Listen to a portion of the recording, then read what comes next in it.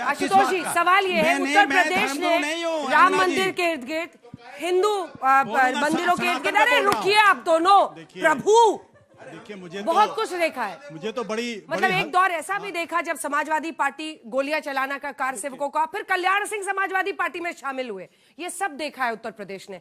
वहां से होते हुए ये मामला आपको लगता है, क्योंकि बाद में माफी मांगी थी अखिलेश यादव ने, लेकिन सत्ता से बाहर होने के बाद, और एक शंकराचार्य कह रहे हैं कि हमने सरकार गिरा दी थी उनकी, कैसे देख रहे हैं आप पूरे इंसिडेंट को? देखिए मुझे तो बड़ी हैरानी हो रही थी कि पूछा जा रहा कि 4 पीठ कौन से हैं, तो कोई पलट के पूछ सकता है कि 12 आपके जो ज्योतिर्लिंग कौन से हैं, फिर कोई पूछ सकता है कितने उपनिषद हैं, कितने वेद हैं। मुद्दा यह है क्या? मुद्दा यह है कि जो शंकराचार्य जिनको हम मानते हैं उनके साथ दुर्व्यवहार हुआ या दुर्व्यवहार नहीं हुआ, बेसिक सवाल यह है। और दूसरा बड़ा सवाल यह है कि आखिर योगी आदित्यनाथ के पक्ष में भारतीय जनता पार्टी का शीर्ष नेतृत्व, संघ परिवार क्यों नहीं उनको डिफेंड कर रहा? बुनियादी सवाल है।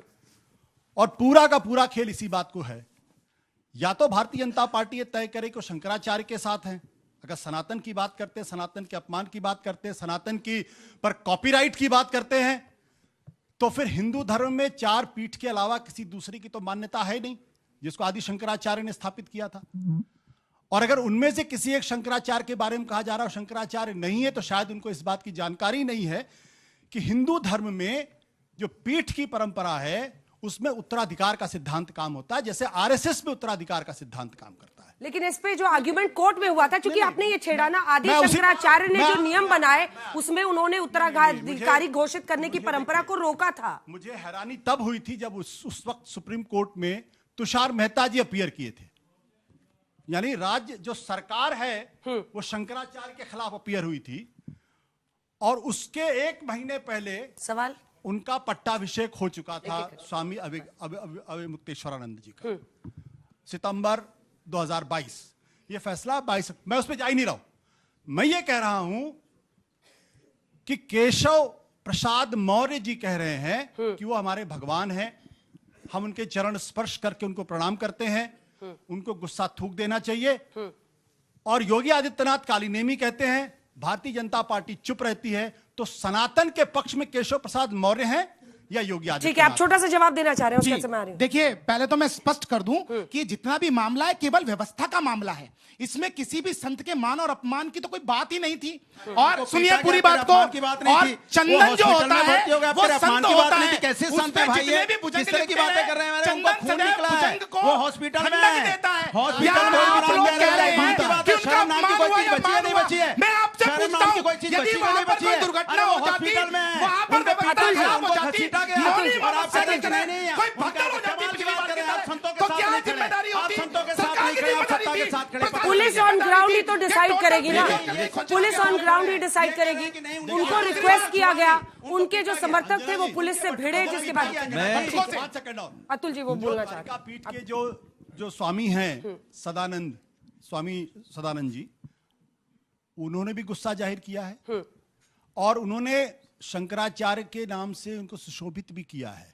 तो अब कौन लोग हैं जो शंकराचार्य अविमुक्तेश्वरानंद होने पर सवाल खड़े कर रहे हैं? इसका मतलब इसके पीछे पूरी पॉलिटिक्स है। ठीक है, पॉलिटिक्स क्या है कि चूंकि अविमुक्तेश्वरानंद ने पिछले साल जो राम मंदिर की प्राण प्रतिष्ठा हुई थी, जिसको उन्होंने कहा पूर्ण मंदिर की प्राण प्रतिष्ठा नहीं हो सकती, उसका बदला निकाला जा रहा।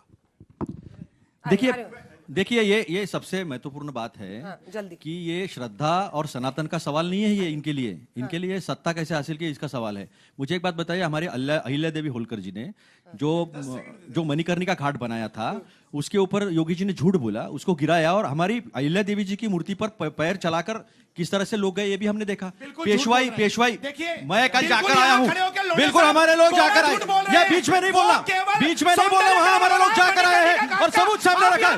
बिल्कुल मणिकर्णिका घाट के ऊपर हमारे लोग गए थे, उनको बोलने दीजिए।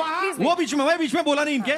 मणिकर्णिका घाट पर कल हमारे लोग गए थे, हमारे लोग यशपाल भिंगे जो हमारे हैं, वो वहां पर मणिकर्णिका घाट जहां जमींदोस्त हुआ, वहां पर खड़े होकर बोले, सब दुनिया ने देखा। अगर एआई नहीं है तो सिद्ध करके दिखाओ, पहली बात। दूसरी बात, बाजी पलट गई है क्या? अब ये सनातन की रक्षा करने के लोग नहीं, सुनिए सुनिए सुनिए अंजना जी, एक मिनट, एक कॉपीराइट है क्या बीजेपी? अंजना जी, अंजना जी, मैंने अगर बोल दिया कि पूरी द्वारका श्रृंगेरी जोशीमठ, मैंने अगर बोल दिया भारतीय तीर्थ सदानंद सरस्वती अभिमुक्तेश्वरानंद, मैंने बोल दिया तो बहुत ज्ञानी होगा, ऐसा नहीं है ये। दो तीन सवाल ले लेकिन आप सत्ता के लिए धर्म का जब से इस्तेमाल कर रहे हो ना, ये जैन जी के रोजगार का, महंगाई का और इनके फ्यूचर का बात नहीं हो रहा है। ये सबसे बड़ी बात है, इसी से बचना चाहते हैं लोग, क्योंकि 91 रुपए 73 पैसा डॉलर हो गया है। अर्थव्यवस्था जो है ना, अभी मैं बता रहा हूँ, कोर सेक्टर हमारा 3.7% से बढ़ रहा है। लेकिन अभी मुक्तेश्वरानंद के मुद्दे पर तो आप ही लोग अंजना जी को डिसाइड कर, लेकिन अभी मुक्तेश्वरानंद के मुद्दे पे तो विपक्ष ही सुनो, घेर रहा है ना, वो लोग तो भाग रहे हैं इस बहस से। उन्होंने कहा गोमांस में नंबर 2 पे आ गया भारत एक्सपोर्ट में, उसके ऊपर ये बात नहीं करते। उन्होंने ये कहा कि अटल बिहारी वाजपेयी जी ने कहा था गोमांस रोकने के लिए मुझसे मिलो मत। मेरा सारा जो है ना, मेरा सवाल ये है कि क्या वाकई में दिल्ली जो है वो केशव प्रसाद मौर्य को एक हथियार बना करके योगी आदित्यनाथ को कमजोर करना चाहती है? मैं इसमें जोड़ दूं, 2 कॉन्स्पिरेसी कहानियां चल रही हैं। एक यूजीसी कानून को लेकर के सोशल मीडिया पे चल रहा है कि योगी आदित्यनाथ को आगामी विधानसभा चुनाव में कमजोर करने के लिए दिल्ली ये करना चाहता है। दूसरा, जो अभिमुक्तेश्वरानंद का पूरा विवाद चला, इसमें केशव प्रसाद मौर्य का स्टैंड इनसे बिल्कुल अलग है। तो क्या योगी को कमजोर करना दिल्ली चाहता है? जवाब दीजिएगा। बिल्कुल। बीजेपी के बिहाफ जो ये विपक्ष के लोग हैं और जो प्रतिज्ञा बंजर जी पे, जब मेरी बात झिलने की नहीं है इसलिए बीच में कूद रहे हैं। ये जो विपक्ष के लोग हैं या नौजवान का जो प्रश्न है, इसका जवाब सीधा ये है। लेकिन ये भी सच्चाई है कि साल 2017 से ये कॉन्स्पिरेसी थ्योरीज चल रही है, इसका सीधा तब से चल रही है। पहले कहते थे उनको स्टूल पे बिठा दिया, ये कर दिया, लेकिन वो सरवाइव कर रहे हैं। क्या जवाब देंगे मलूक जी? मलूक जी क्या जवाब देंगे? दीजिए हिस्सा है। अगर एनडीए में बीजेपी के दो जवाब देने किसी से कोई बात निकली है, औरंगजेब जब कहा उसके जवाब में, और परिवार का कोई दूसरा आदमी जाके वहाँ अच्छी बात करता है, तो इसका मतलब विपक्षी और ये किसी अब 2-3 सवाल लूंगी फिर जवाब करके लाए, तो चाहते हैं कि सनातन धर्म सवाल है कि जब ऐसे रिलीजियस प्लेसेस में बहुत भीड़ होती है और स्टेट इन्वेंशन अगर थोड़ा पब्लिक सेफ्टी के लिए करे तो उसमें प्रॉब्लम क्या है? महाराज के लिए क्यों नहीं हुआ? सवाल ये है, अरे रुक जाए। सर, मेरा सवाल ये है कि जब कानून कहता है कि इनोसेंट अंटिल प्रूवन गिल्टी, तो फिर एक बिना किसी कोर्ट ऑर्डर के प्रशासन कैसे किसी संत को नकली घोषित कर सकता है? ठीक है सर, मेरा सवाल कांग्रेस के प्रवक्ता और समाजवादी के प्रवक्ता से है कि जिनके घर खुद शीशे के होते हैं वो दूसरों घरों में पत्थर नहीं फेंकते। पहले इतिहास में आपकी सरकार ने, आपकी सत्ता में संतों पर लाठी चली, गोलियां चली, और आप आज उन्हीं के समर्थन में खड़े हैं। हम action speaks louder than words देखते हैं, और हम जैन जी जो सर आपने बोला था, हमें कुछ फर्क नहीं पड़ता आपके इस मैनिपुलेशन से। आप ये बताइए कि आपके वर्ड्स और आपकी पार्टी के एक्शंस कब मैच करेंगे? अच्छा, मैं बताऊंगा। एक साथ क्या ये सरकार स्वीकार करती है कि प्रयागराज में हुआ इंसिडेंट प्रशासनिक सफलता से ज्यादा प्रशासनिक चूक को दिखाता है? ठीक है मैम, मेरा सबसे पहला सवाल तो ये, पहले तो आप जितने यहाँ बैठे हैं, आप सब, मैंने मान लिया कि धर्म को आप सिर्फ दिखाते हैं, कभी निभाते नहीं हैं। क्योंकि जब आप बात करते हैं कि स्वामी अवमुक्तेश्वरानंद एक नेशनल मुद्दा है, आपकी पार्टी समाजवादी पार्टी तब कहाँ थी जब वो एक उन्नाव रेप केस में जब कुलदीप सिंह सेंगर का जब मामला था, तब आपकी पार्टी उस महिला का स्टैंड लेने कहाँ आई थी? आज आप अभिमुक्तेश्वरानंद को एक नेशनल मुद्दा बनाते हैं, पर 1990 में मुलायम सिंह यादव को आप ही की पार्टी ने मौलाना मुलायम करके प्राउडली प्रोजेक्ट किया था। सर, मेरा काफी छोटा सा सवाल है, जल्दी बैठ पता ही नहीं है, रिलीजन को पॉलिटिक्स से हटा देंगे और आदि शंकराचार्य के अद्वैत के प्रिंसिपल्स पे बात करेंगे, तब असल बात होगी। मेरा सवाल ये नहीं है, मैं एक बात कहना चाहती हूँ कि according to article 19(1)(b) of the Indian constitution, ये कहता है कि हम अपने पब्लिक कोई भी प्रोग्राम को कर सकते हैं बट विद सेफ्टी प्रिकॉशंस। तो हमेशा ऐसा क्यों होता है कि कोई भी अलग धर्म के कोई भी प्रोग्राम्स होते हैं तो उसमें कम सेफ्टी होती है और हमारे इसमें सेफ्टी का बिल्कुल ध्यान नहीं दिया जाता? तो क्या लॉ पहले आता है कि संविधान पहले? आप सिर्फ इतना सा जवाब दीजिए कि अगर वहाँ पुलिस लाठीचार्ज नहीं करती या उन्हें नहीं रोकती तो क्या आप पुलिस को आरोपित नहीं ठहराते कि वो गलत है? हाँ। मेरा सवाल ये है, क्या राज्य प्रशासन के पास ये कानूनी अधिकार है कि वे सुरक्षा और व्यवस्था के नाम पर सदियों पुरानी धार्मिक परंपराओं को बदल दे?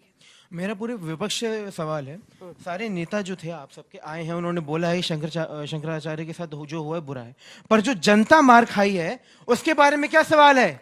उसके बारे में कोई क्यों नहीं पूछ रहा है? आप सब आके बोल रहे हैं कि उनके साथ जो हुआ है बुरा है, क्योंकि वो है सनातन धर्म के वो बड़े से पक्ष है, पर आप जो लोग हैं जो उनको फॉलो करते हैं उनके बारे में क्या है?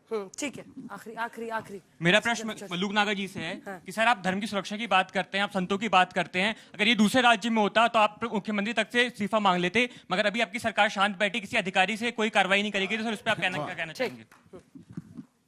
सर, क्या प्रशासन ये क्लियरली बता सकता है कि डिसीजन क्राउड मैनेजमेंट पर था या व्यक्ति की पहचान पर? ठीक है, चलिए, बहुत अच्छा सवाल। यहीं से शुरू करते हैं, एक सेकंड में, उसके बाद आ रही हूँ। क्या व्यक्ति पर था या सुरक्षा के लिए था? इसके बाद धन्यवाद।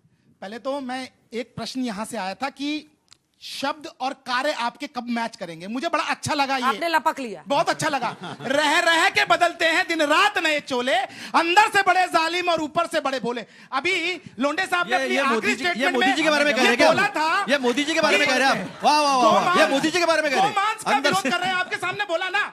मैं जहां लोंडे साहब से पूछ रहा हूं, 2003 के अंदर श्रद्धेय अटल बिहारी वाजपेयी जी ने पार्लियामेंट में एक बिल लेके आए थे गो हत्या प्रतिबंध पे, तब यही समाजवादी पार्टी, यही कांग्रेस और पूरा विपक्ष खड़ा हुआ था कि गो हत्या प्रतिबंध नहीं होना चाहिए, और ये कह रहे थे कि अलग अलग राज्यों में अलग अलग व्यवस्थाएं। तो आज आपको राजनीति सूट करती है, आपको लगता है कि इससे मुझे वोट मिल सकता है, तो इसलिए मैं इसका समर्थन करूंगा। बताइए, बच्ची के सवाल का जवाब दीजिए। उसी का जो उन्होंने सवाल पूछा, उन्होंने तो लपक लिया, मैं उनसे पूछना चाहता हूँ। बड़ी चौड़े हो गए, वो मोदी जी के बारे में था। एक मिनट बड़े चौड़े के पूछ रहे थे, शंकराचार्य के नाम बताओ, चारों शंकराचार्य के नाम बताओ।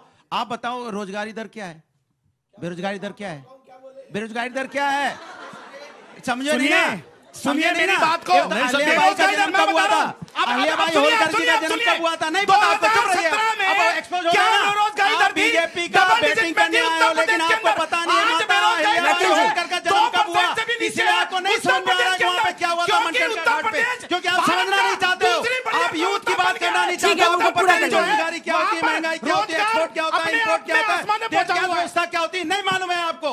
और आपको यह भी नहीं मालूम कि शंकराचार्य का सम्मान क्या होता है। जब शंकराचार्य का सम्मान करने की बात कही, बताओ चारों शंकराचार्य के नाम बताओ, चारों शंकराचार्य के नाम बताओ।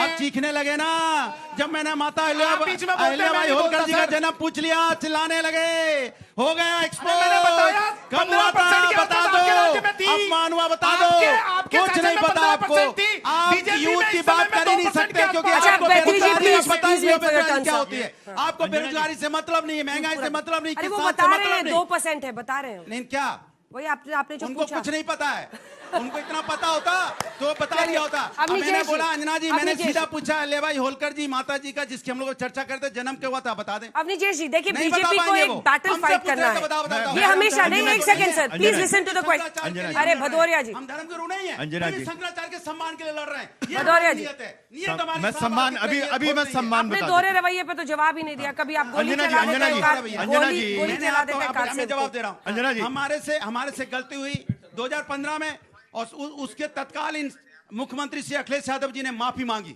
और उन्होंने कहा, आचार्य शंकराचार्य ने, सुनिए उन्होंने कहा, सुनिए उन्होंने किस बात के लिए माफी मांगी? शंकराचार्य ने कहा, सुनिए शंकराचार्य ने कहा, अच्छा सुनिए, अंजना जी, अब इनको चुप करिए ना, बात जो अंजना जी, बात एक बड़ी छोटी सी प्लीज एक बार, बाकी लोग भी इंतजार कर रहे हैं, आशुतोष जी भी देख रहे हैं, सुनिए